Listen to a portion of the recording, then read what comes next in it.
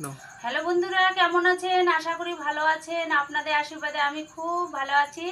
এই যে দেখেন, রান্নাবাড়ি কিন্তু কমপ্লিট হয়ে গেছে। আপনাদের দেখানোর জন্য সব কিছু রেডি করে বসছি। আপনারা কিন্তু অবশ্যই দেখবেন, পারলে একটু শেয়ার করে দিবেন ভিডিওটা। তাহলে দেখানো শুরু করি কি রান্না করছি। প্রথমেই এটা দেখাই। এই যে দেখেন, আজকেও আবার মাছের ঝোল। কারণ বাজার আনার ভিডিওটা দেখাইতে পারি নাই, কারণ হচ্ছে আপনার দাদা ভাই কাজে থেকে আসার সময় বাজার করে নিয়ে আসছে। কত রাত্রে বাজার নিয়ে আসে, মাথাটা গরম হয়ে যায়, কিন্তু কিচ্ছু করার নাই। আপনার দাদা ভাইকে বেশি বললে একদম গাড্ডাখানায় ফেলে দিবে, কারণ ওর মেজাজটা আবার এরকম। আর দেখেন, আজকে দুইটাতে ভাত। এই যে দেখেন, এই ভাতটা এখন করলাম, দেখছেন? এখন বাজে কয়টা জানেন? 9টা বাজে।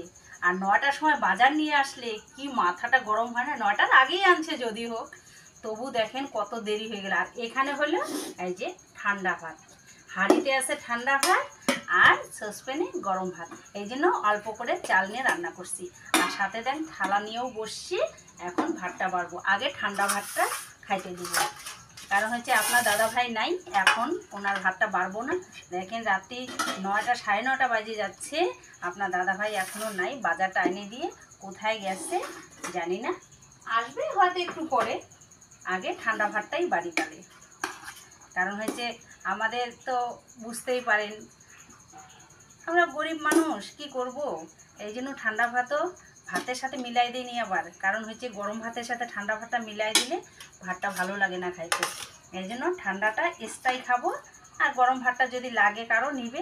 কারণ হচ্ছে খাইতে বসলে তো অল্প ভাত খাবে না, পেট যতক্ষণ না ভরবে ততক্ষণ তো উঠবে না, খাইতেই